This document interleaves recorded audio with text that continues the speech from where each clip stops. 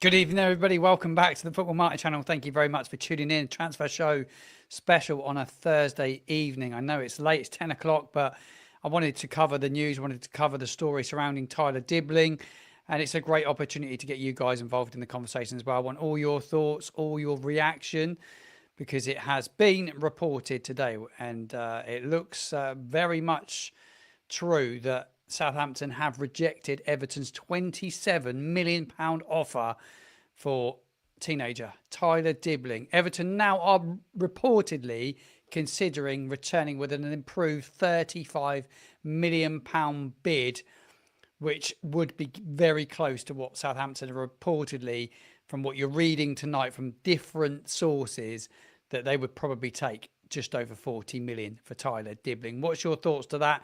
Get involved in the conversation below. We also have coming up on today's show, before we dig into the Tyler Dibling story, we have the new kit release. We will react to the brand new third kit on the show today.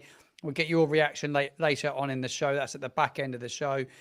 There's a bit of other transfer news that we will cover, and we will do a bit of a Q&A at the end, and we'll have a bit of a conversation at the end. If there's any questions for me, save them to the end of the show, and you can throw anything my way and I will answer as much as I possibly can. But we will focus on that Tyler Dibling news. Everton are very, very keen, and it looks like, from what you're reading from some good sources tonight, that Everton believe that he's keen to move there as well. Quite surprised when I read that he's understood to be open to it. Would he be open to it when if the wages are right, if the money's right? I just think with a deal like this, isn't it all about sell-on fee? If he's going to go to Everton, say that happens, you want a really good sell-on fee. I think that would be really, really, really important and key to any deal, because he's only going to get better. If we do decide to sell him now, he's only going to get better. That's the big thing for me. But £27 million is a lot of money, the bid that they've put in. Obviously nowhere near Southampton's valuation. There was talk of it being 100 million back in January. Well, it's never going to be 100 million, but I do believe they get the right offer of sort of 40 upwards. They're selling. Whether Everton come back with another offer, I think they probably will, to be quite honest. But it remains to be seen. We'll probably find out, I reckon, in the next few days. There'll be rumblings, unless the agents kind of set the fire. Set it up. You've got Everton interested. There's probably, a good group of clubs interested in him. And if you kind of set that fire, you get it out there, all of a sudden you'll get other clubs want to start niggling in and getting involved. Already had Spurs were quite confident, apparently back in the start of the summer, that they really wanted him. So will that bring Spurs back to the table for Tyler Dibling? I think it will be interesting how it plays out. It could drag out a while. You'll hear stories for a while and it will drag out a while. But look, a lot of people, I'll come to some of your chat in a minute. I've been reading the comments that you're popping in the comments box as the show unravels this evening. I think we should have a look at Dibling's performance last year, and a lot of people were quite critical of him. I was never critical of Dibling too much, because I really like him as a player. I think he's a great lad, and I think at his age to break through like he did and play like he did in a side that was so poor speaks volumes about him as a player. And I thought the first part of the season he was really good. Maybe not so good in the second half of the season. I think we debated it a bit on the show on Monday, that maybe that was down to Juric and the way that he wanted to play. From what we were hearing, Juric liked him a lot and thought a lot of him. Just he probably didn't suit his style of play. And he wasn't quite that same player after Russell Martin left. But his statistics last season, when you look at them, are still decent for a young man of that age. I've popped them on the screen. I had a look at FTOB earlier on today, and Dibling played 33 games. So he played a lot of football when you look at it. Only scored the 2 goals, the goal against Ipswich at home. These are Premier League stats. And then he also scored at Crystal Palace as well. His XG 2.56. He didn't get any assists at all. He had 28 shots. His pass accuracy, not bad. But when I looked at his stats on the successful dribbles, it was really, really high. Decent dribble rate, but his duels were decent as well. He won 139 duels last season. It's 46%, but it was in the higher side of things. And certainly for someone of his age, I'd be gutted to see him go personally. I'd be really gutted to see him go, and I really hope he stays because we'll be such a better team with him in it, and him in the 10 in Will Steel setup. I think would be really, really good. But that is Tyler Dibling stats. Get involved. Give me all your thoughts to it. The stats don't say how many times he gives the ball away. I think as a player though, Roy, like Dibling, he's a flair player. 19 years old. He's flair. He's raw. He's a talent that likes to dribble with the ball. He's exciting when he gets on the ball. And I think that's the big thing about him that I enjoyed watching. And whoever gets him, they're going to get a really good player. And he's going to go on and become a really top player. Young Robinson's going to be a good player.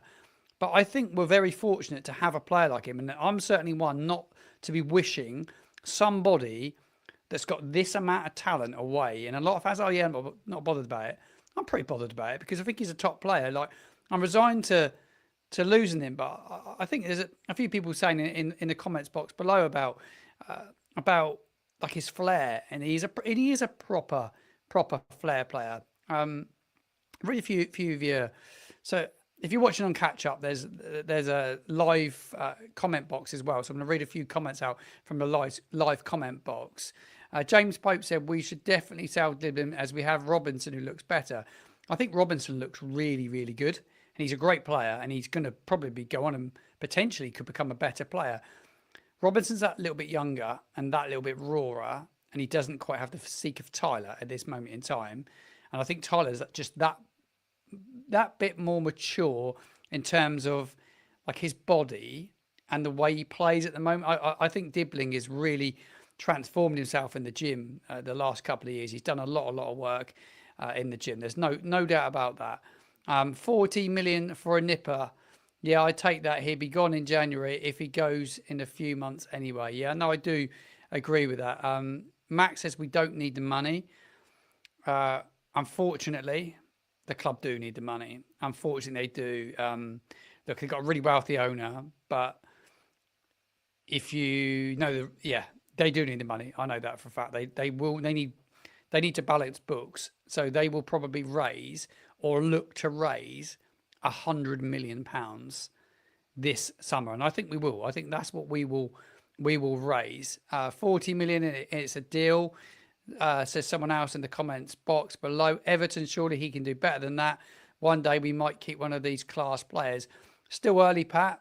Everton's a great club. It's a great club. I like Everton. New stadium next year.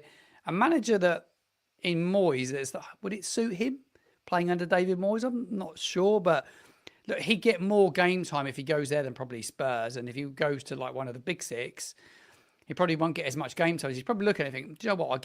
If he did go there, he'd get a fair bit of game time. There's no doubt about that. 40 million plus Charlie comes back. He's really took to the hearts, by the way, of the Toffees. Has Charlie Alcaraz. He scored the first goal actually at their new stadium as well in a friendly a couple of weeks back. So yeah, he's top lad, by the way, top lad. Dibling was awful when asked to work harder by Juric. 40 million is perfect. I don't think he was awful. I just don't think it's his game. It's like when we had Latisse. If you said to Matt, like when he was breaking through, right, Matt, we need you to go and work hard, close people down. We want you to make loads of tackles. We want you to get back at, track back, get in our box, make tackles.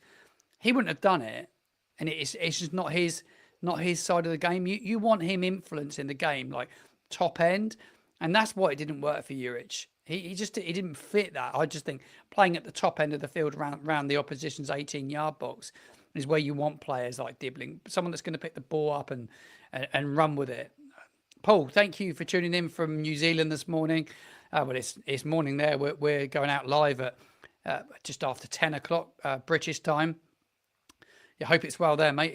We've had a massive thunderstorm where I am based down on the south coast today, and some torrential rain. There was a lot of localised flooding actually, so it's been pretty rough here. But I hope you're well. I hope the weather's good where you are. Where do we see him and Robinson coming in the Championship? I think it remains to be seen how Robinson will develop. I think he will be good, but he's really young. You've got to remember he's really young. is Robinson. He got homesick at Chelsea. Everton is a far more trek, says Jack. Yeah, it is a far more trek. All that story around him being homesick, I'm not convinced that was just a story. He wanted to be playing football and he wanted the pathway to the first team, and his best option was to get back to Southampton. He made a mistake and he knew he had to get back.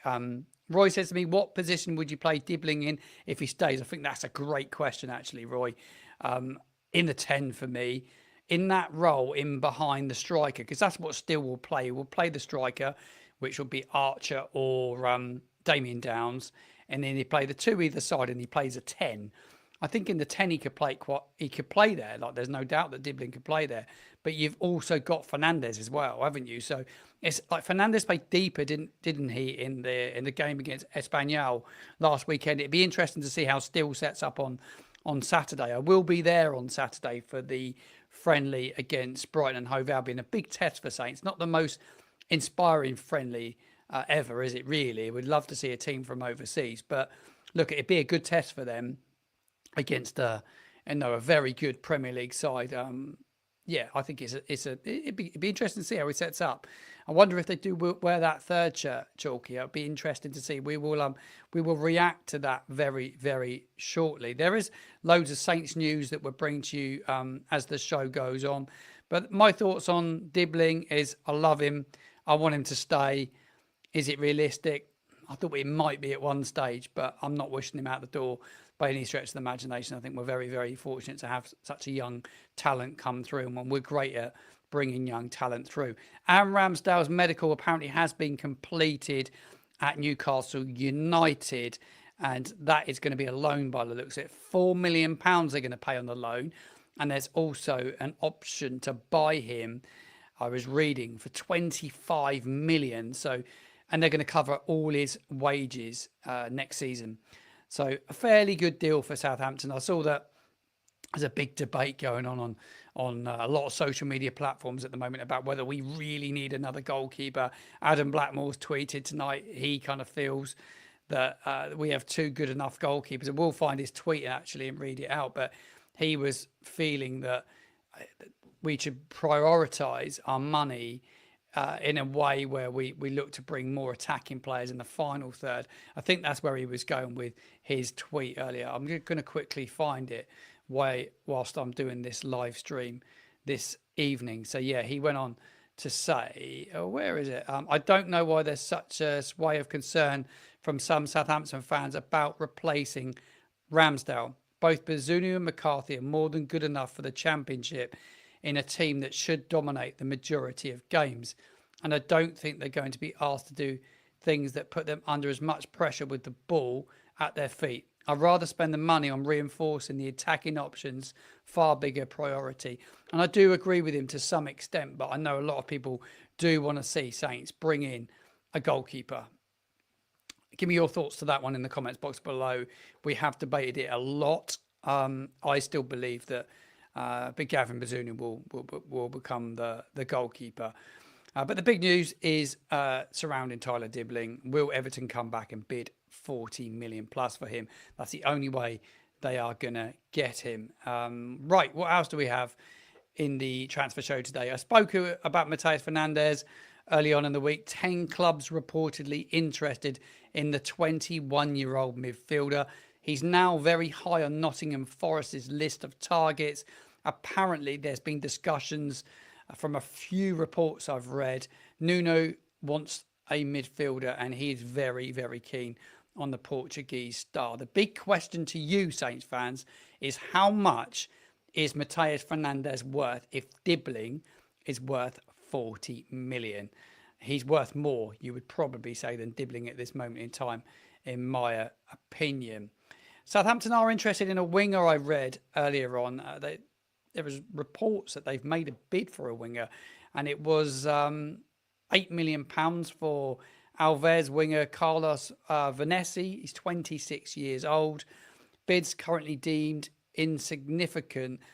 There's a couple of clubs in for him, Olympiacos being one of those as well. So they're the two other stories that I wanted to bring to you here on the transfer show this evening. Right, grab some more of your conversations because I want to get opinions on what you're saying regards to Fernandez and his fee. James Pope says at least 45 million. Fernandez worth less because he's not English, says Andrew. Gordon went on to say 75 million, 45, says Sonny. Riley's gone with 60 million pounds for Mateus Fernandez. And Sonny did go on to also say can see a late flurry of signings in the window. I think that's what it will be. But I think Max said earlier on in the conversation, I saw his comment pop up, and I think he's correct. We're going to need at least 4 in. You would think it will be the time. There's a lot of talk around Samadozi, wasn't there, a few days ago, and clubs being interested in him. Strasbourg interested. The club that he was on loan at Anderlecht, they're interested in him as well. Didn't play a great deal of football, did he? Over the training camp, he didn't play in that second game that I watched against Espanyol last Saturday. And I had heard a while ago, and somebody said to me on the channel, "Oh, you don't know what you're talking about. You make it up as you go along." And I did say that I was under the impression that he and his people are open to look at options. And absolutely, he was deemed not good enough last year, and he maybe just thinking it's time for him to have a fresh start. He did well last year. Max also said, "I think we need a winger or two." I think you're absolutely spot on with that, mate. It's absolutely where it needs to be. An attacking midfielder. We should just keep Fernandez, or do we need another central midfielder? We need backup for Downs and Charles, probably. You would think so. We're going to need some experience, you would think, in there. Ronnie Edwards spoke well on TalkSport today, saying how hard training has been. Mike, I've missed that today. I've not been well. I've got something wrong with my left ear at the moment, where I've got a constant ringing in my ear, which is horrible. And when I have noises around me, like TV, radio, I feel really uneasy. I need to see a doctor tomorrow, but my left ear is awful. So I've not had any radio on today, so I've missed it. I will try and catch up on it, that is for sure. I think keep Dibling and he will flourish under Will Steele, says Mark Brown. I totally agree. Martin, have you identified a player you would like to bring in? Roy, I think it's a good question. You're good with the questions. Yeah, I've been looking at players that you got to think about who's realistic. Who could we afford, but who is realistic? And I think that's probably the big thing, really. I'll do a video on it and capture a few players. I did like Callum O'Hare. I thought he was a really good midfielder, somebody that I like. Whether that's realistic, probably not. I think we need players that have got a bit of flair about them, that are going to pick up the ball, drive with it. Somebody that's going to get good crosses in the box. We need somebody that can beat his man and get balls in the box. I think that is key. I'd love to get your opinions in the comments box below. Callum, I think I mentioned about Jack Radini actually to Football League World last week. They were doing a feature on players, and I'm pretty sure I threw his name in there. David Brooks still available at this moment in time. Do we go back in with him? Ben Towers, he's gone with Radini as well. Ben was one of the first people to actually speak about him when I spoke. I think maybe the fans forum we did online, and we did talk about Radini. I think he'd be a really good signing for Saints. Talking about fans forums, we will have them back here on the Football Martin channel. That is the plan, to get one back. I'm going to try and get one out next week, actually. The back end of next week's really busy for me, so I might try and get one out maybe sort of Tuesday time if I can get everybody's availability. Something I need to look into, so we get some fans back on the channel. You're going to see a lot of that this season in streams, and obviously I do the fan cam anyway. But the Saints did announce today they have the annual yearly BBC fans forum. I've got a ticket for it. It's on Thursday evening or Thursday tea time. I will get along to that and I will report on that as well. So I'll be able to give you the full rundown on that. On the right hand side of your screen, you now have the players that have exited Southampton this summer so far. Question mark next to Aaron Ramsdale as it stands, because it's not been announced at the time of doing this video. I bet any minute it will be announced, but that is waiting to be confirmed. Loan move for Aaron Ramsdale. do Everton come back for Tyler Dibling? That remains to be seen. And who are these clubs that are interested in Mateus Fernandez? Right, I've got a few things. The club have told me a couple of bits that I will share with you as well. Quite excited to get down to the stadium at the weekend because they've upgraded a lot of the food hoardings underneath the northern and the Itchin stands. It's been a major overhaul of the food and beverage options, and the concourse now features digital order screens for a quicker service, much needed. The service is, I'm going to be honest, it's been pretty appalling for many, many years inside St Mary's, and I'm quite excited to see what Gabardini's pizza looks like, because I read that there's going to be Gabardini's pizza, the Northern Grill, and Saints fried chicken as well. I know Barry and the team at the Dow Bar have played some role in it. So if Barry and his team are involved in it, it will be really, really good, because they do an unbelievable job down at the Dow Bar. But I will go check it out the weekend. I will bring you some coverage from that in a video that will go out on Sunday. So we'll take a look at the match day experience, and we will take a look at all the new food offerings, which I think will be really, really interesting. Right, at the weekend, I was told, had an email yesterday to say, if you're going to the Brighton game at the weekend, the friendly, the club are offering a free drawstring bag for the first 100 customers who purchase kit in store. It's for the Brighton game. They have 100 available. And act fast. Get yourself down there. If you're thinking about purchasing the brand new kit, get yourself down there and you will be able to get your hands on one of those drawstring bags, especially if you've got young kids. That'd be a nice little gift. Right, we will I'll read out some more of your comments very, very shortly. Keep getting involved. Going to be live for the next sort of 5-10 minutes. We'll do be here for another 10 minutes. If you're watching on catch up, I do come back and read the comments as well, so I will respond to any of your questions that you've got. So just send them in to me. I'll be more than pleased to answer away. Right, I was excited this morning when I saw my email ping. Club kindly sent me the images around an hour before they were out, so I had a good glimpse at the brand new third shirt. I'm going to give you my opinion on it now, and I've got to say I absolutely love it. I know it's one of the worst kept secret, but the kits are, aren't they? Because they've all been linked and they're already being made by knocked off Chinese sites, which I hate. But here we go. The brand new Southampton third shirt, I think, is an absolute cracker, and I love the way they've done the artwork this year. It's a 10 out of 10 for me. I love all three. I love the way they've done it in the retro from the 90s as well, like that early 2000s vibe. Will Smallbone stood there with his bucket hat on in front of a Golf Polo or a Volkswagen Golf. Just think it's brilliant. I think it's absolutely brilliant. I love the kit. I think all the kits are brilliant, and I love this image. The kit on the washing line, white shorts to go with it as well, which will look really, really nice. And they could also probably, if they wanted to, wear the black shorts from the home kit with it as well, and vice versa. Those white shorts could be used with the home kit if they needed to. But I am in absolute love with all three of our kits this year, and I love you to get involved in the conversation below. And I do love this t-shirt I'm wearing as well. It's a Art of Football t-shirt. I love it if you can see it with the shirts on it. I think it's an absolute beautiful shirt. I got it in the club store at the back end of last season, and it's lovely, lovely quality. I think it's absolutely superb.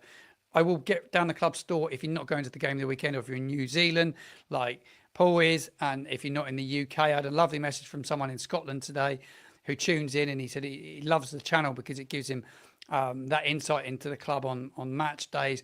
I will bring you everything from in and around the club this weekend. So we're going to take a closer look at that third kit. I can't wait to see it. It does remind me of the Friends Provident as well.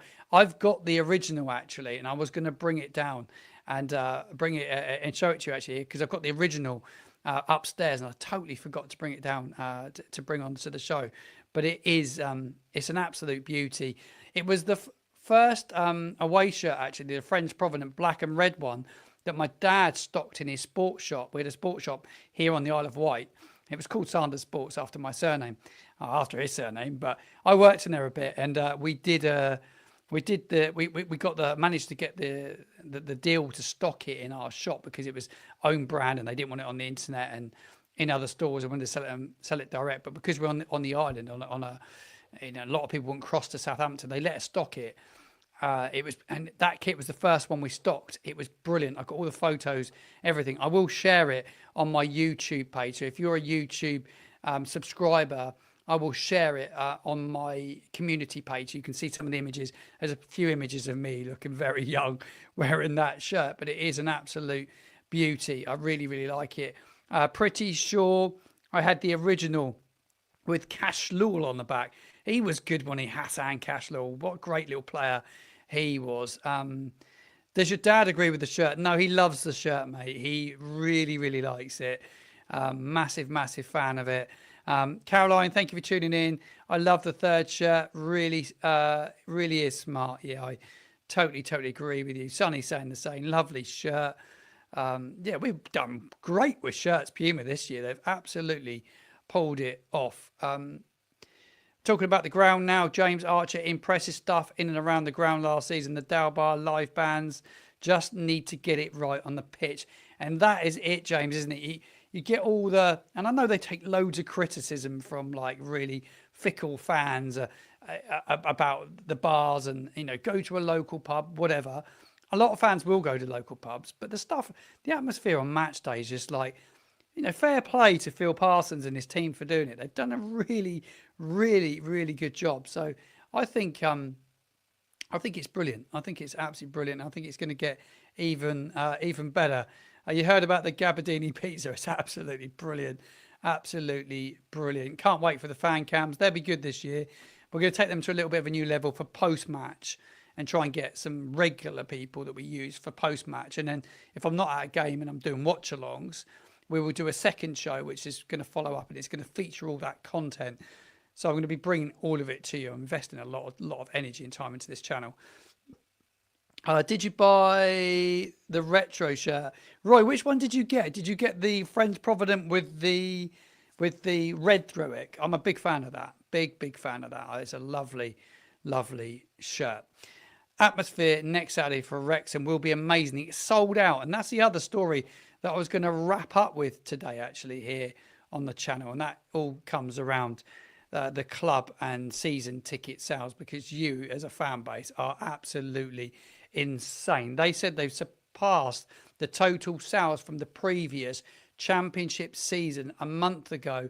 And the club did announce today that the 25-26 men's season tickets have now sold out for the second consecutive season. And they now have a waiting list if you want to get on that. They will potentially do half-season season tickets. However, you have to go on the waiting list and they won't announce that till January time. There is still the option to get the Saints membership. My dad has one of those because he doesn't have a season ticket. And it's quite a good way, actually, to guarantee you're going to get tickets.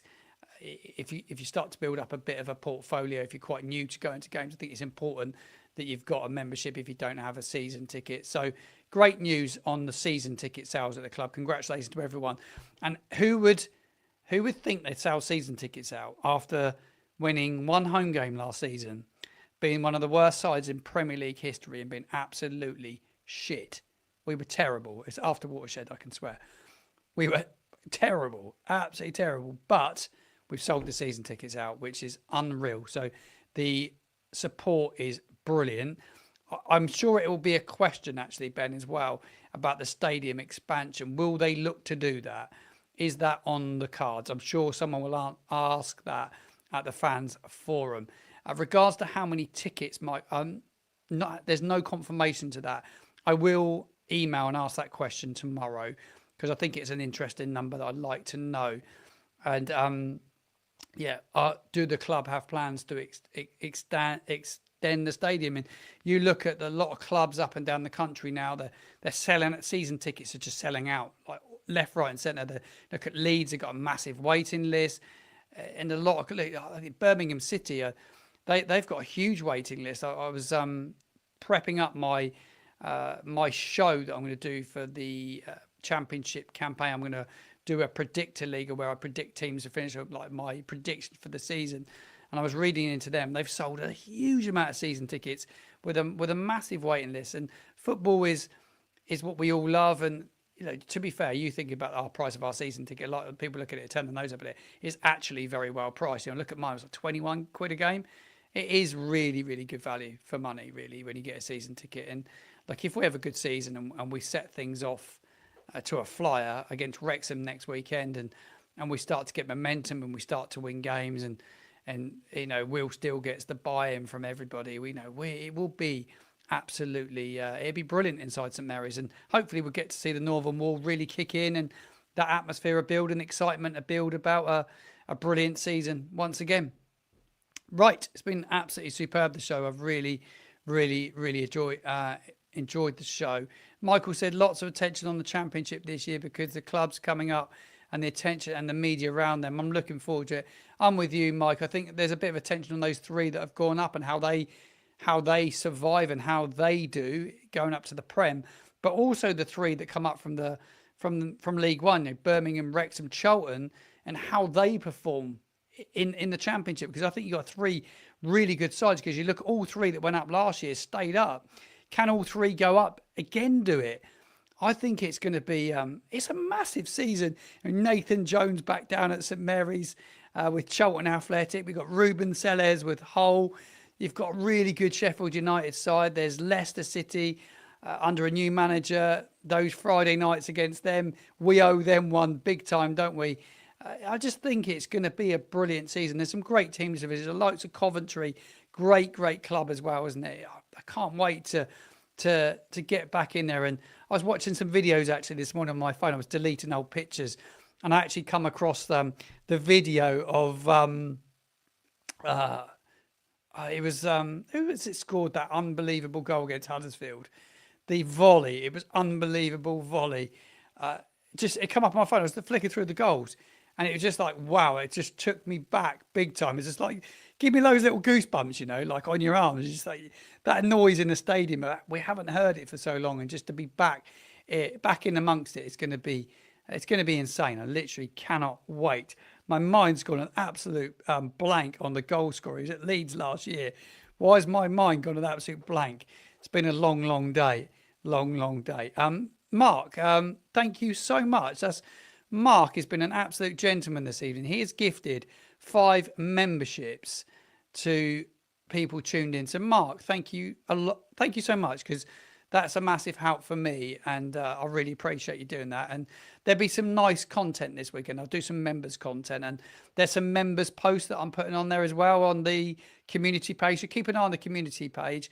I'm writing a few articles every now and then. I'll do a few bits for Football League World, and I will share it on that community page. And also as a patron as well. If you're a patron, it's not a lot of money, but all these little 2 quids, they all adds up, and it makes buying new equipment and upgrading stuff and kicking the channel on another level. Andrew, thank you very much indeed. I appreciate you tuning in. It's very, very kind of you. I do really. Rothwell. Ryan's got it. Rothwell. Why my mind went a blank? I don't know.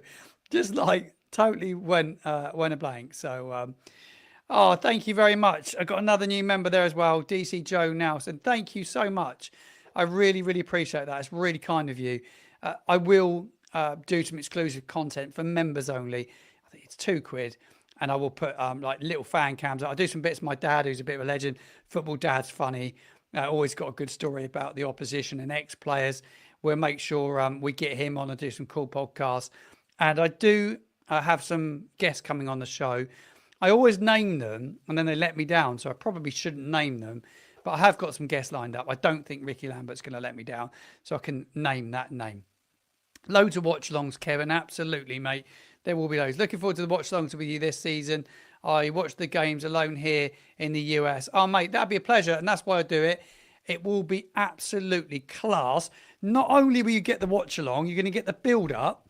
I was doing an evening job, which I've just given up. I was doing leisure leagues, football work. I don't mind saying it on camera. But in the evenings, I was doing a lot of admin work. And it was so time-consuming. And I thought to myself, I don't want to be doing that anymore. I want to be able to enjoy my evening without 25 teams texting me telling me that we're going to turn up to different leagues all over the UK. I was doing like 12 leagues all over the UK, and you just honestly, and there's a lot of teams in some of these leagues. So anyway, cut a long story short, my evenings are free, so you're going to get a pre-match show, you'll get the watch along live, and you'll get a reaction show as well. So I'll be literally streaming for 2-3 hours at a time, and I will get people involved in that as well. So I've got some great people that get involved as well. So watch alongs are going to be huge next season. DC Joe Nelson, who's just taken out a membership. Saints fan here in the USA. Love your posts. Much needed Saints in the States. Oh, thank you so much. And if you're in the UK at any stage, make sure you check, give me a shout, and we will catch up.